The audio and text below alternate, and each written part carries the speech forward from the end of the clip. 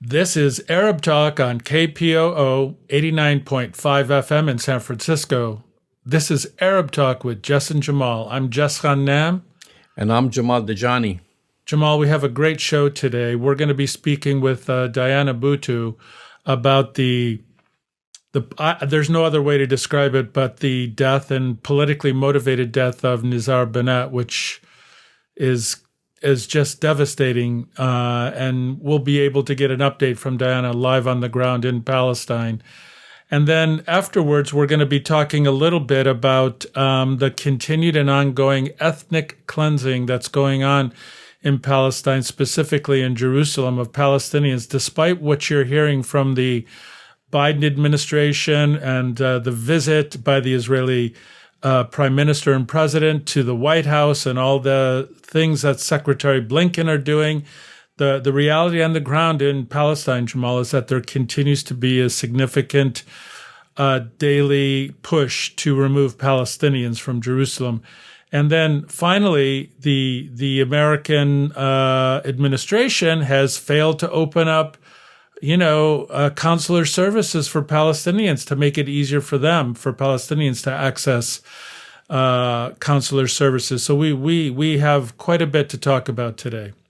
You're absolutely right, Jess. Diana Buttu reports on what happened to activist Nizar Banat, which is really very devastating and depressing, and what are the reasons behind it and what's happening with the Palestinian Authority, which is really the title of our show. If the Palestinian Authority is now targeting Palestinian dissent, and it seems that is the case. And of course, this comes at the same time when hundreds of Palestinian families in Jerusalem are facing an all-out war. I would say an all-out war by the Israeli occupation. Be it Silwan is the latest. It's not new, but it is the latest. Few weeks ago, we were talking about Sheikh Jarrah. This is still ongoing in Sheikh Jarrah, other neighborhoods. And they're not apologetic about it. They're not doing it in the early hours of the morning or in the darkness of the night. They are doing it in full view of the international community. Which has embassies and consulates in Jerusalem, and of course the international media, which is present on the ground. This Israeli government does not care about international public opinion, and they just care about the public opinion of the Israeli colonial settlers. Let's watch and listen to Diana Buttu.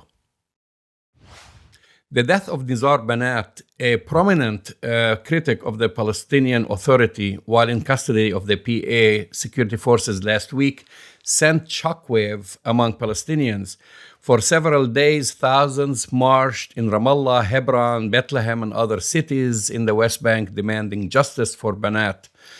The protests were met with a security crackdown, with Palestinian security forces attacking demonstrators, beating journalists, and deliberately targeting women and human rights workers.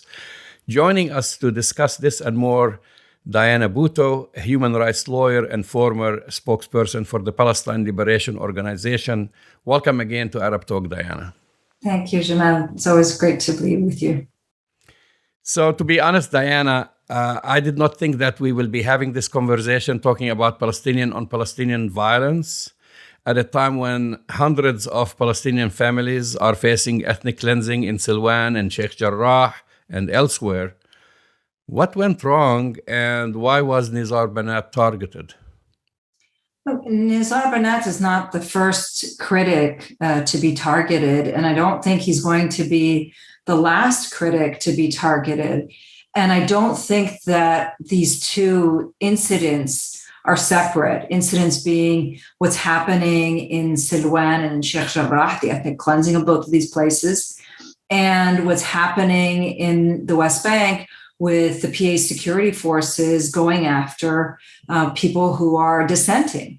And the reason that I don't think that they're separate is because the Palestinian Authority has reached the point where they see that any form of resistance, including resistance against the occupation, is also potentially a risk to them as well.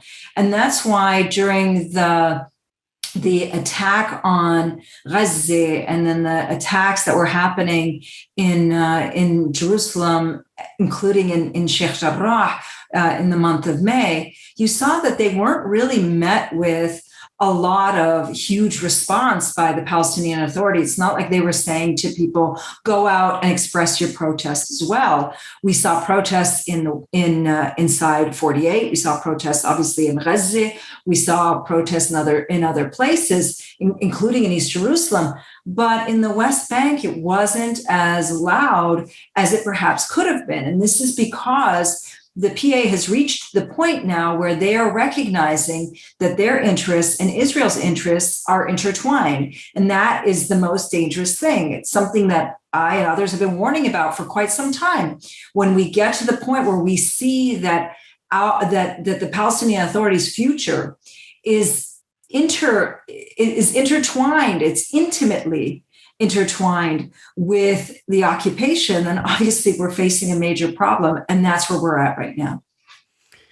I understand this, and you're absolutely right. You've spoken about this. However, the West Bank, Jerusalem, and elsewhere is full of media outlets and journalists, and they've been deliberately attacking media crews, especially women. I was like, I've heard it from different sources, and I've seen it, witnessed it, with plainclothes officers, surrounding the press crews near Ramallah, Clock Tower, and different places. What message are they trying to send, or do they have just like a total failure in optics or communications? Oh, Jamal, this has been years in the making. And so I want to step back a little bit and talk about how this has been years in the making. Look, for years now, people have been warning and saying that the Palestinian Authority has become an authoritarian rule. And we see this because we see that Mahmoud Abbas controls the judicial system. He controls the courts. He controls the appointment of judges. He controls every aspect of the judicial system. We see that he has cracked down for a long period of time on NGOs, particularly those NGOs that have any form of dissent against him. We see that he's been cracking down on independent media. He's been the person who has authorized the shutting down of a number of different media outlets, that's also blocked websites from being accessed because they're critical of him or they are in favor of Hamas. So this has been for years in the making. This isn't just a sudden wake-up call on his part. This has been going on for quite some time. And the message that they are sending is, do not protest against us. Do not cross these lines. Do not go against us, because if you do, you will see exactly what's going to happen. When it came to the journalists who were being attacked, you were correct in saying that they were mostly women. In fact, they were all women. And the reason that they were going after women is because for them, these were the easy targets. We have a high percentage of journalists who are women. I think that they thought that they could very easily intimidate these journalists. They didn't realize that they're made of the same cloth as every other Palestinian is. And so for them, they didn't expect that there was going to be such a backlash. They expected that there may be half a day, a small protest here, a small protest there, but they weren't expecting the huge protests. And they've since, by the way, Jamal, they've since cracked down on people who've been attending these protests. And also we've heard reports of them arresting people for being part of these protests, in addition to, as you already know, confiscating the cameras of people, breaking the cameras of people, and so on. Well, they should know that this did not work well for Israel, and it's not going to work well for them. Right. The world is watching, and it's really embarrassing, again, this is what I'm saying, to actually see that Palestinians are getting attacked by Palestinian security forces, the same security forces when Israeli occupation forces infiltrate into Ramallah, into Bethlehem, etc., to arrest Palestinians, they withdraw into their police stations and barracks.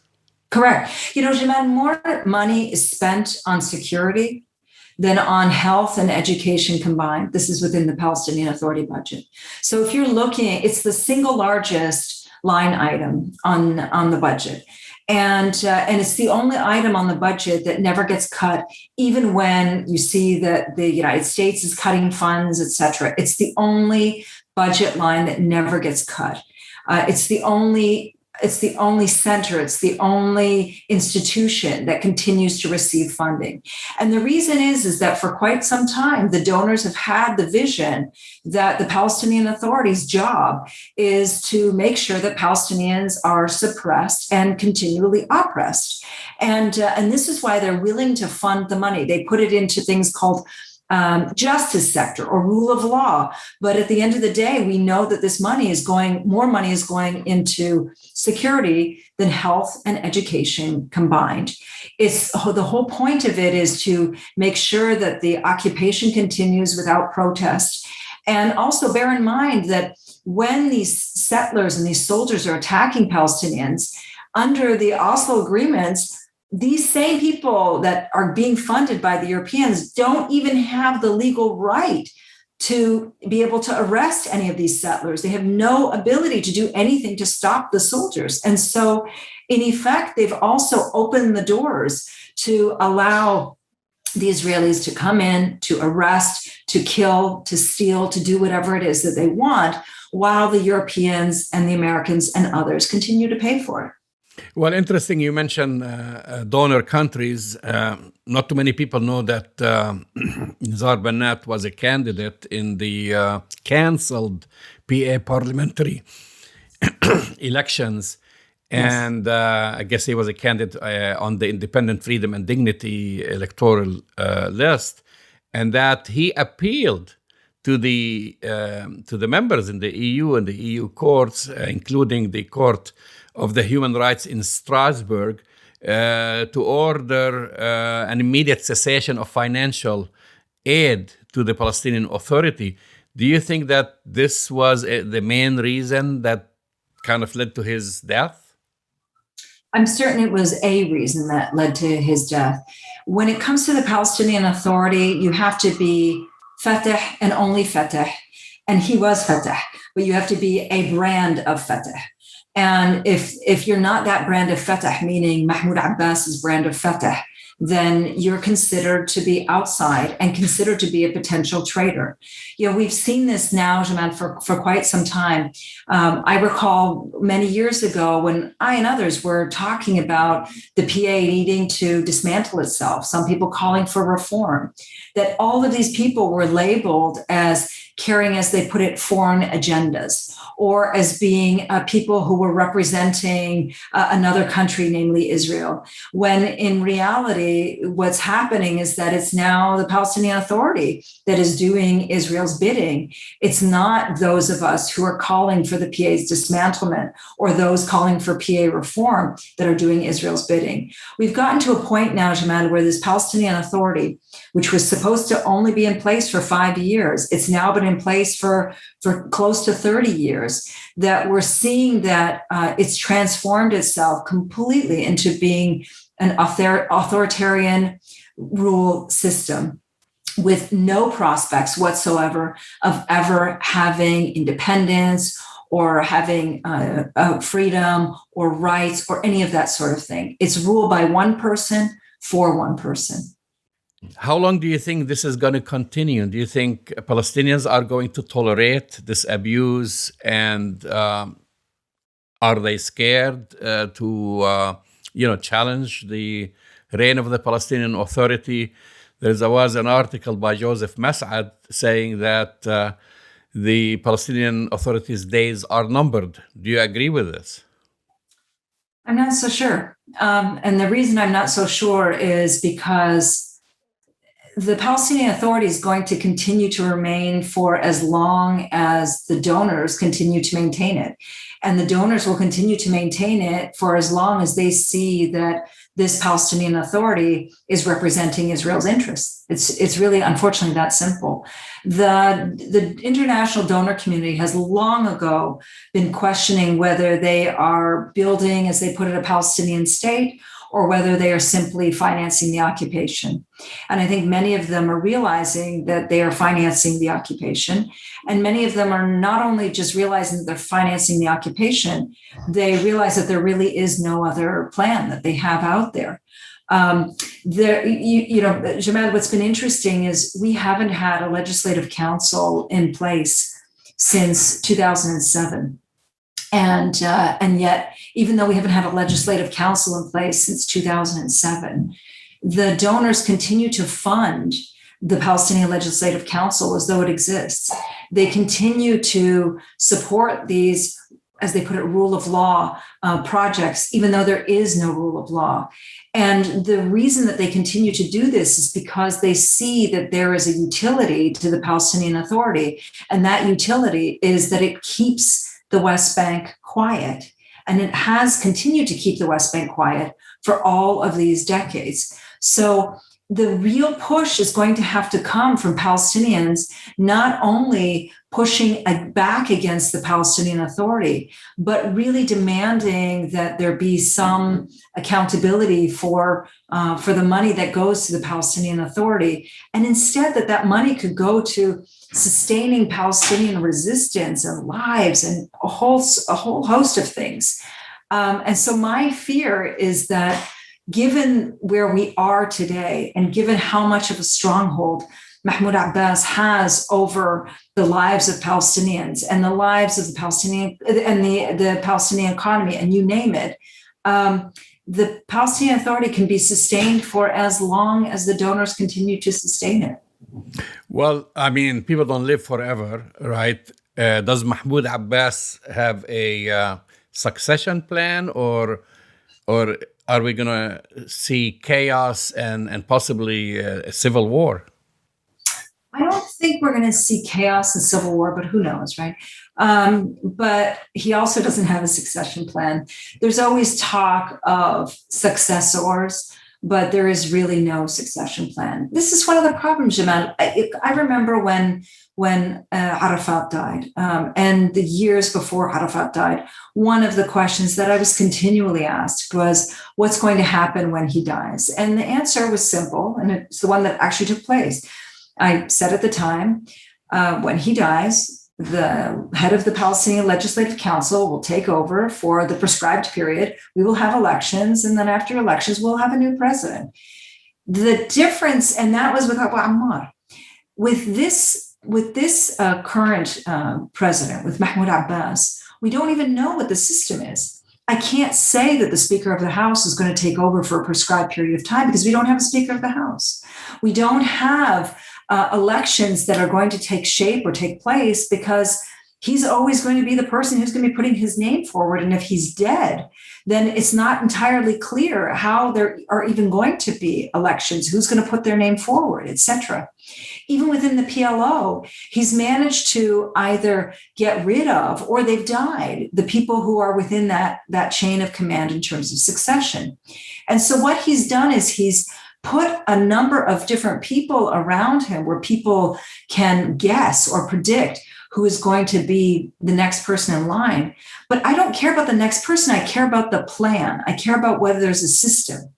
And he's done everything in his power to destroy the system so that he's made himself absolutely indispensable. The fact that we are now with a president in place who was elected for 4 years and has now entered into his 15th year of a 4-year term, it just shows you how flawed the system is. And he's made it out that he's the only person who can run it and can run it effectively.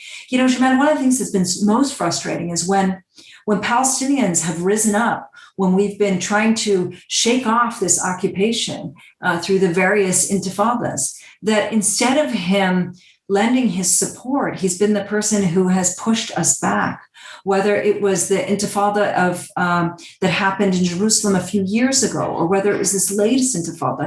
He always takes credit for things happening and yet has done absolutely nothing to push things along to make sure that we are able to push back and that we are able to live in dignity. Shifting gears here, Israel has started to ethnically cleanse Al Bustan area in Silwan in East Jerusalem. We saw yesterday Israeli forces accompanied by bulldozers entering the Palestinian neighborhood, starting by destroying a butcher's shop in Silwan. Soldiers used tear gas and batons to push back residents and Palestinian activists as they carried out their demolition. Israel seems to declare an all-out war on Palestinian residents in Jerusalem without fear of international condemnation or anything to stop them. I mean, is this the case? Yes, this is exactly where we're at, Jamal. Most unfortunately, there is no international community. There never has been when it comes to Jerusalem. They've rarely uttered a statement. When it comes to the Palestinian Authority, they've done nothing.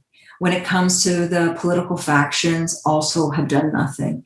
It's as though everybody has left Silwan and Sheikh Jarrah and other areas as well in Jerusalem to simply be taken over by Israeli settlers without any pushback, without any resistance, and again, without any plan.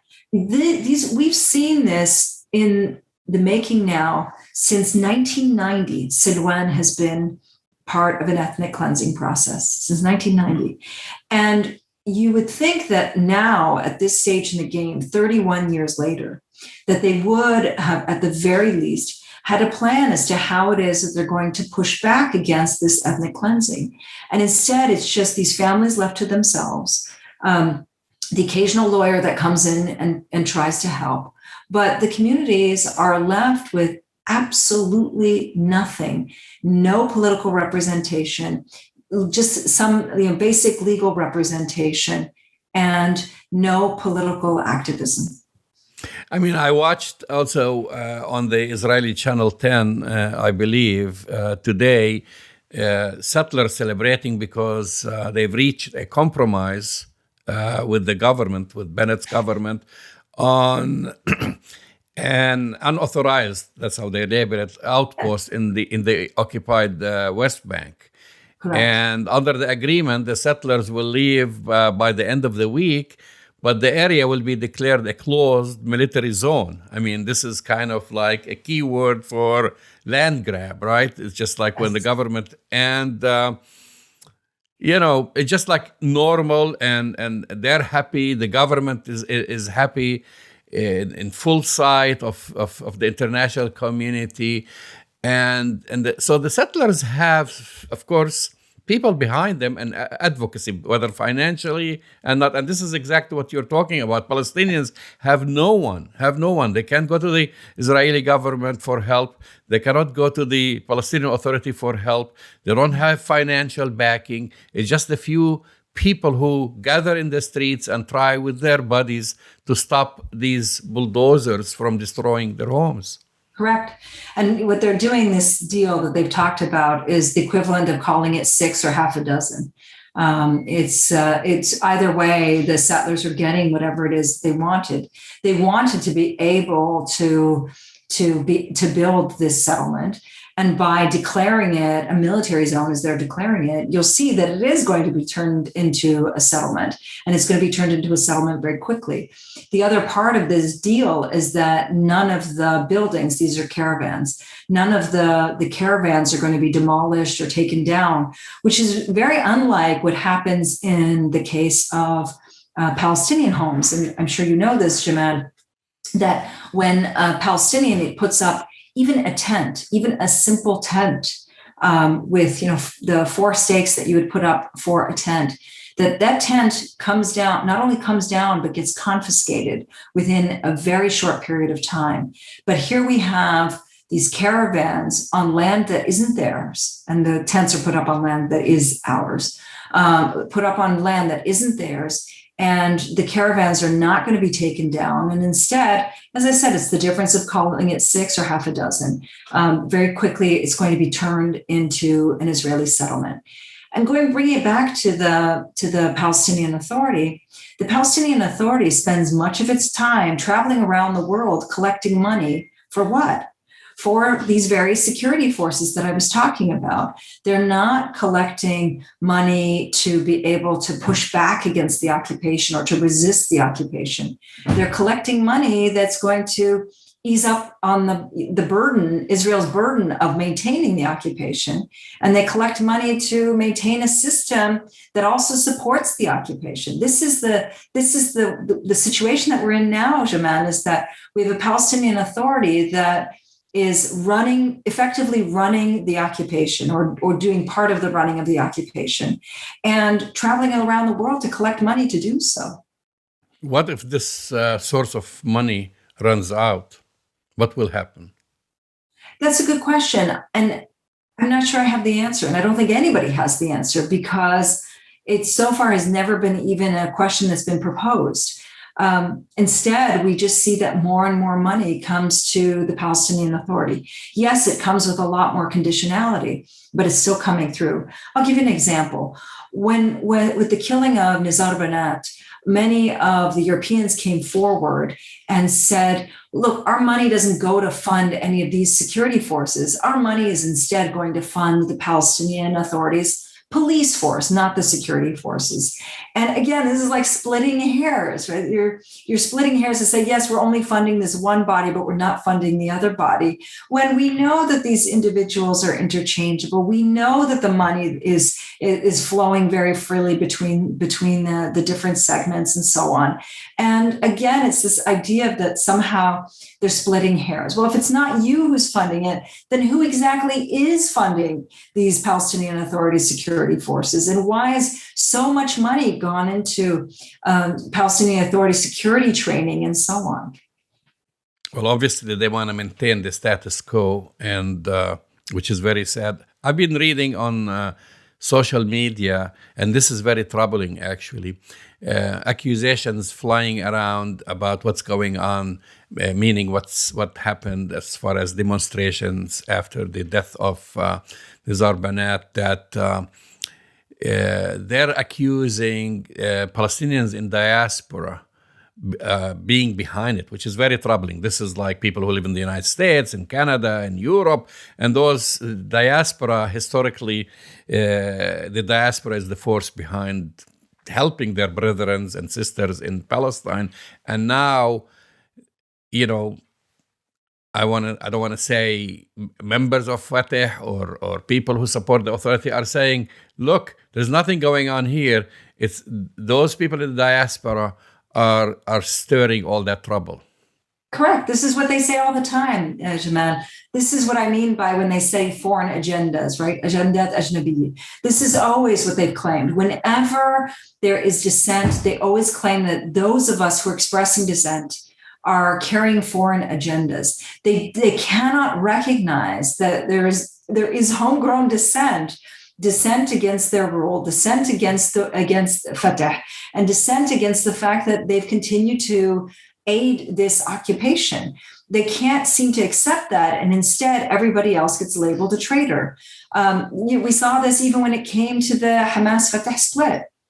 If you're not Fatah and you are a person who supports Hamas, then suddenly you're also carrying a foreign agenda. You are a traitor to the cause. This is the problem with the Palestinian Authority. They view it simply through the lens of whether you are supporting Mahmoud Abbas or not supporting him. If you're in any way critical, then they will smear your name. They'll claim that you are carrying foreign agendas. They will threaten you and so on. Here's just a personal thing with me, and I'm really nobody. A few years ago, I wrote an article that called for the Palestinian Authority to be closed down. And the reason I said that the Palestinian Authority should be closed down is because I and others predicted exactly what was going to happen. We didn't know exactly when, we didn't know with exactly whom, but we saw the trajectory. We saw what was happening, that more money is being spent, double the amount of money that is being spent on security than on health and on education. We saw that of all of the laws that are being passed by the Palestinian Authority, that there were double the number of laws that were passed from the period of 2006 to 2016 than there were from 1996 to 2006. And that double the number was all being done by presidential decree. Most of them were for financial matters that benefited the Palestinian Authority. And after I wrote this article, a number of different things happened to me. The first thing that happened was that I started to get death threats. And again, I'm a person who's privileged and I'm nobody in the scheme of things, but I did work for them. I started to get death threats. I also had my car vandalized many times by them. I was told very clearly that I was a person who was carrying both a foreign agenda and an Israeli agenda because of the fact that I happened to be a citizen of 48. And this is me. This is somebody who is not huge in the grand scheme of things, but this was the pattern that I and others have had to endure simply for stating the obvious, which is that the Palestinian Authority has become part of the problem and needs to go away. Diana Buttu, thank you for your insights. Thank you, Jamal. Well, that's the voice and the face of Diana Buttu, internationally recognized human rights advocate and basically political commentator on Palestine and things in the region. And I have to say, Jamal, Diana continues to give among the most incisive analyses of what's happening in Palestine, the tragic death of Nizar Banat. But she's also giving us some insight into what's happening to the Palestinian Authority. And frankly, Jamal, it's not looking good in terms of what the Palestinian Authority has been and what it's turning into. Absolutely. And the biggest thing is now is the fact that the international donors, whether it's the EU or Right. the Americans or other countries, they are just happy and satisfied to keep writing checks to the Palestinian Authority to maintain the status quo, which is really protecting the Israeli settlers and avoiding any uprisings like what we've seen on the ground, intifadas and so forth. They're not there to protect Palestinian lives. And one of the main reasons, in addition to others, why Nizar Banat was murdered is the fact that he basically was calling on international donors not to send money. That's right. And so more and more information and videos now keep coming out, not just like, the usual criticism about corruption and so forth, but because he himself, remember, he was running in these parliamentary elections. He was That's a candidate, That's an right. independent party. And then Mahmoud Abbas canceled these elections. So he wasn't just like a Palestinian activist. He was probably was going to be a politician.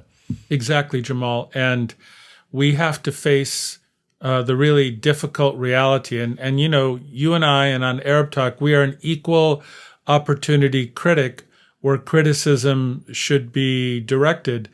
And we have to face the really difficult and painful realization that the current version of the Palestinian Authority is thuggish in its attempt to silence dissent and maintain their power, maintain their status quo. But you said something, and this is true of what Nizar said and Diana said, which is, the international community now is complicit with the thuggishness, not just of the Israeli occupation government, but also with the elements of the Palestinian Authority which are crushing dissent among Palestinians in the West Bank and in Gaza, crushing dissent. And, Palestinians, like everybody else in the world, want democratic representation among in their governments. So this is The ask is not big, but the international community has let down the Palestinians yet again.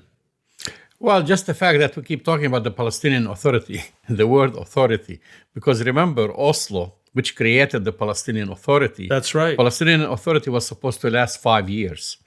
And then after that, there'll be a state. Now, we don't see, there is no state of Palestine internationally speaking and recognized by the United States and the EU. There are many countries that recognize Palestine as a state. But again, even if they recognize it as a state, we're not talking about the contiguous state. We are not talking about a state that is in charge and in control of its own borders by air, sea, and land. Right. Anything that the members of the Palestinian Authority, including the President Mahmoud Abbas, including the Prime Minister Shteye, including all the ministers, they have to receive a special VIP card from Israel to travel outside the West Bank, be it to Jordan or anywhere else. That's right. So we are talking about 30 years after, just since Oslo, pretty much so. And you have that status quo. You don't have an independent Palestinian state. You have an authority. You have a president. Since the death of Yasser Arafat, he has not moved. He was elected only once, and he's now on his 5th term. And we don't have an improvement. We don't see an improvement on the ground. But actually, Jamal, it's gotten worse. And you say he's in his 5th term, but I don't know if I would use that language exactly, because you say 5th term, but how many elections have there been in those 30 years? It's not as if he has been reelected each of those times. No, but nevertheless, it's a 5th term. Elections keep getting canceled and postponed.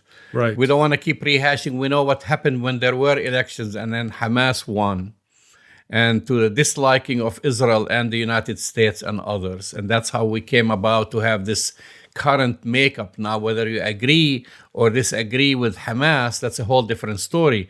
But the fact of the matter, they won the last kind of internationally monitored elections. That's right.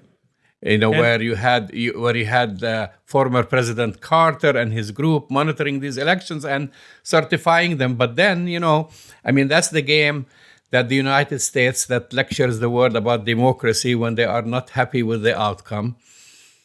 Yeah, and the United States they reverse the outcome. Right, and it's the same country where, crying out for democracy, yet at the same time we have domestic terrorists in this country who can breach the U.S. Capitol in Washington, D.C. And the biggest threat to U.S. democracy is homegrown terrorism. And yet they want to lecture the rest of the world about democracy and what's happening and kind of direct it. Jamal, I think that if you look at the whole picture, based on what we've been talking about, what Diana just said, and what's happening in the West Bank, it's a pretty bleak picture. I mean, it gets completely ignored by the international media.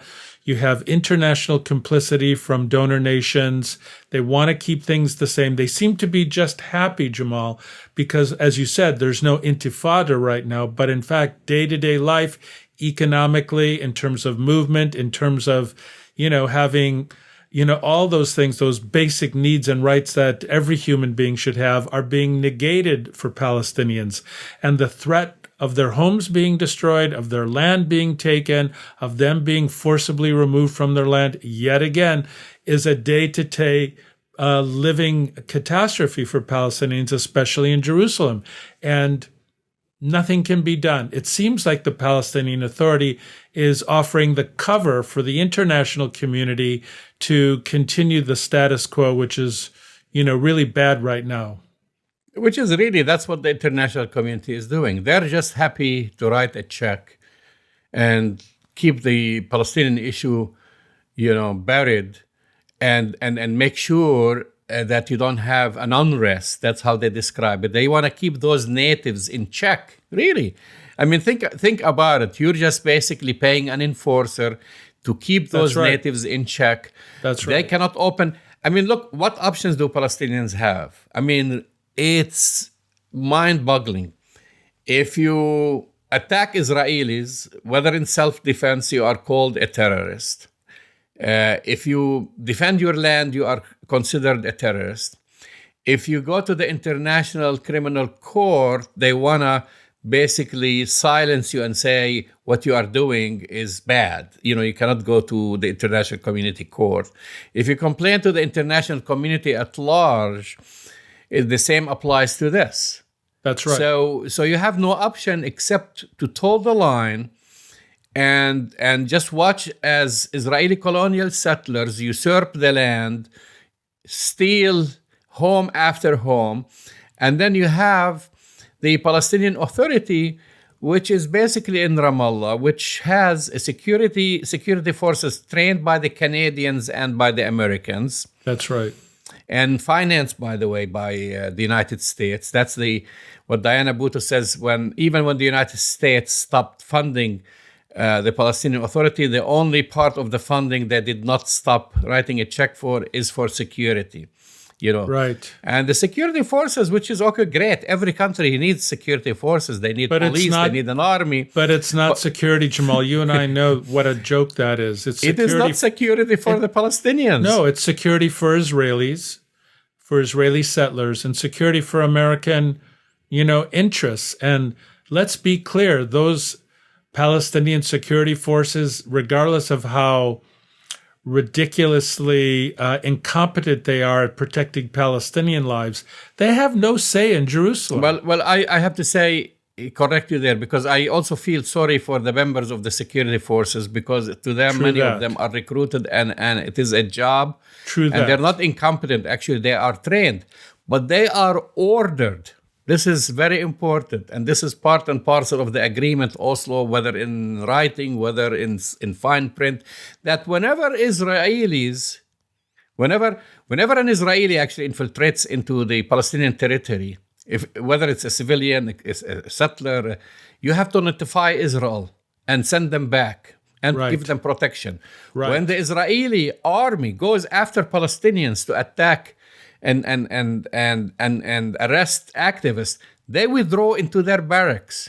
They withdraw into their police stations. They leave the streets wide and open and empty for the Israelis to go and conduct their house arrests. That's right. And to conduct the raids and to execute Palestinians. How many times have you seen or have you heard about Palestinians being extrajudicially killed in Ramallah, in Bethlehem, in Jericho? It happens all the time, Jamal. We know that. And we know the number of people who continue to be arrested by Israeli occupation forces, men, women, and children, is staggeringly high. And they're not afforded any kind of justice within the civilian system. They have the military system, which allows them to be held without representation and detained without their charges ever being brought up against them for years at a time sometimes. And with the number of children that are detained at this time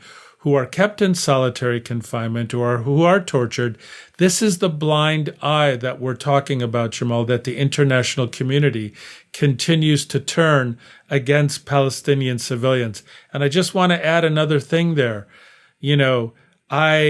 When I think about what Secretary of State Blinken and President Biden have done to give the Israelis cover, in some ways, the cover that they're offering them is even greater cover than what the Trump administration. I know that sounds really bizarre, Jamal, because It's not. But actually, because the Biden administration is looked at as being more acceptable to the international community, the cover that the Biden administration gives to the Israelis is more protective. So we see what's happening in Sheikh Jarrah. We see what's happening in Silwan right now. Everybody sees it, that Palestinians are being ethnically cleansed and taken away from their homes and villages. And yet, what is the Biden administration doing? They're inviting Israeli officials to the White House. Secretary of State Blinken is, celebrating the new government, which is headed right now by an avowed racist who believes that there shouldn't be, quote, any Arabs in historic Palestine, Naftali Bennett. So the situation, Jamal, you and I predicted this, is actually in some ways worse under the Biden administration for Palestinians because of the political cover they give them. And now we have Naftali Bennett. So is it any better under this administration without Netanyahu and the Biden administration? I'm not sure. Absolutely not. At least when Trump spoke to our disliking about moving the embassy from Tel Aviv into Jerusalem, about his support to Israel, that was straightforward talk. Yeah. Despite all the theatrics about the deal of the century, right? Biden came with a promise.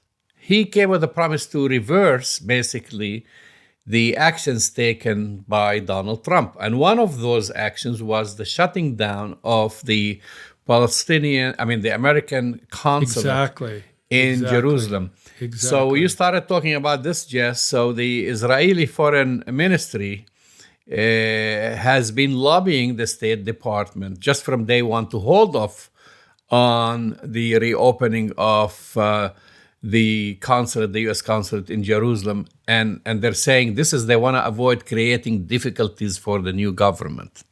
I mean, this is what I've been reading in the Israeli media. Unbelievable. It's saying we want to give Naftali Bennett a chance, like we've been hearing about. A chance to do what?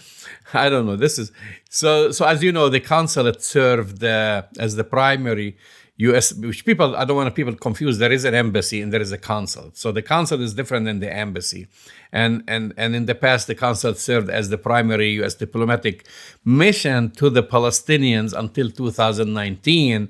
When the Trump administration merged it into the new U.S. embassy to Israel, which they moved from Tel Aviv into Jerusalem. And Biden, from day one, promised to reopen it. So now they're saying, please don't do that. Don't meddle in Israeli affairs. Give the new government a chance. And now we're hearing about talks about the Biden administration saying that they understand the situation and they won't press this issue for now, and they would revisit it in the fall, if they do. Well, this is devastating, Jamal. It's a devastating decision on multiple levels, politically. But let me just ask you a question. What about all the American citizens in the West Bank and Jerusalem who need to have consular services? Exactly. What about them? Exactly. Well, as you know, American citizens, and people won't believe that, but American citizens who live in Ramallah, who live in the West Bank, and whose family is originally from the West Bank, they cannot travel to Tel Aviv. They cannot travel into Jerusalem, so they cannot go and meet with their ambassador or cannot go to use the consular affairs.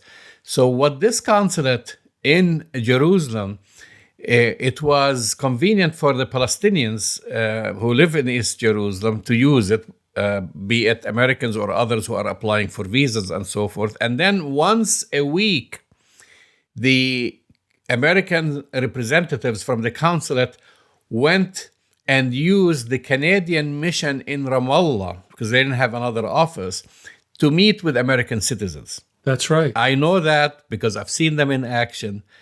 And so those who could not enter into Jerusalem, simple things like you have a birth of a son or a daughter and you want to obtain a birth certificate, you want to obtain a new passport, you want to vote, you want to do whatever.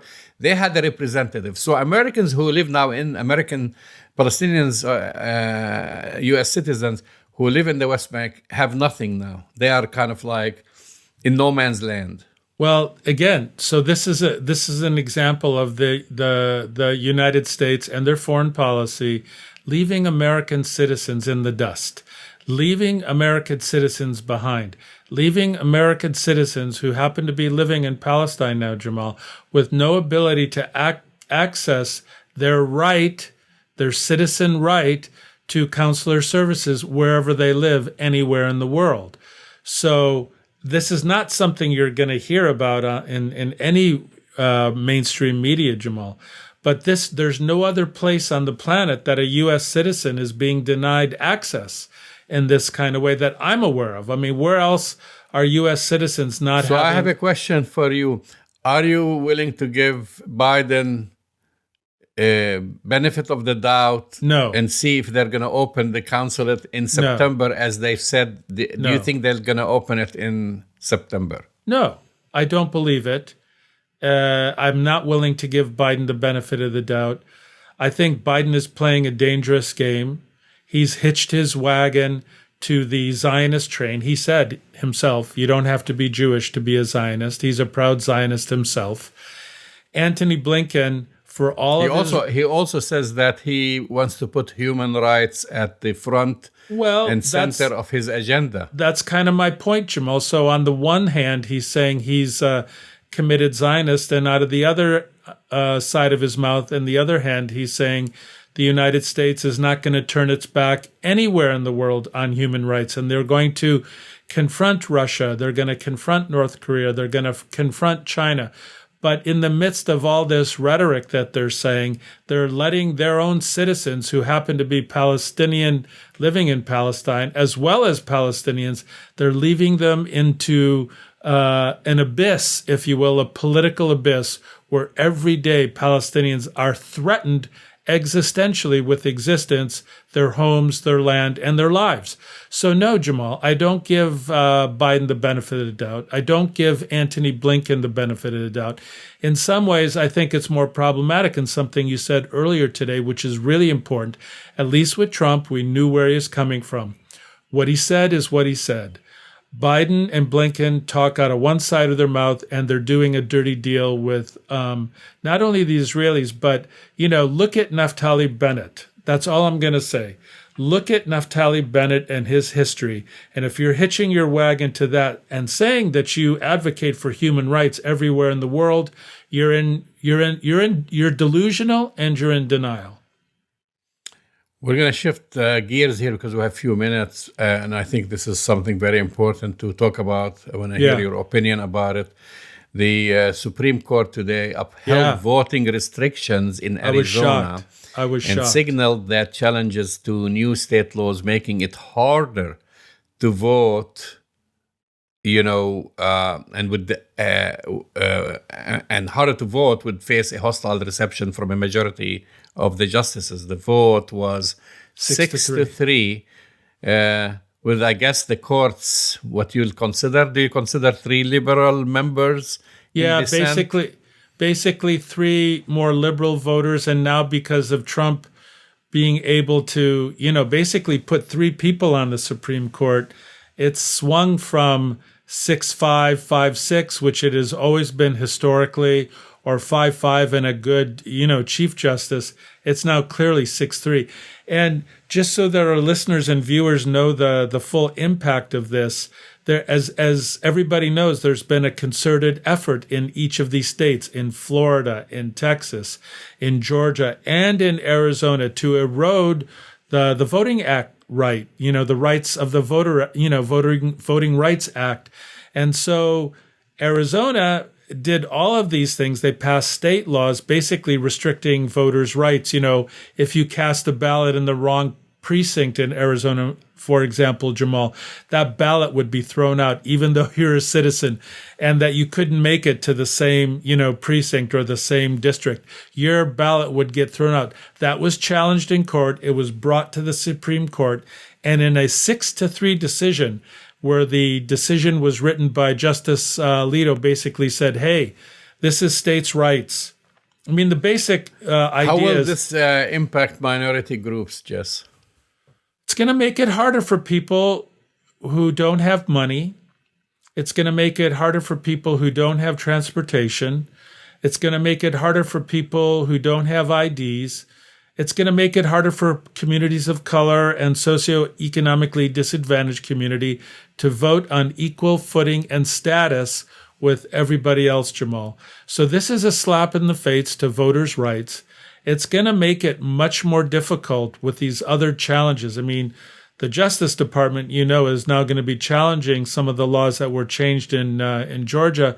But with this Supreme Court decision, Jamal, it's going to make it much more complicated. So here we are in the 21st century when, and especially during COVID, when people transition to ordering everything online. You can order your passport. You could apply for your passport online, Jess. Everything. You can order your food. You can, communicate with, you conduct, you teach students online. There are, security systems for paying for purchases by credit card, etc. Everything. But if you are, let's say, 90 years old and an elderly and on a wheelchair, you have to drag yourself in and Jamal. stand in line to vote, right? That's right. Is that what the conclusion is all about? I mean, yeah, the conclusion is we're going to try to make it harder for people to vote. And then, again, let's go back to what we said earlier, Jamal. The United States wants to front itself and present itself as this beacon of democracy. So why are we making it more difficult for people to vote?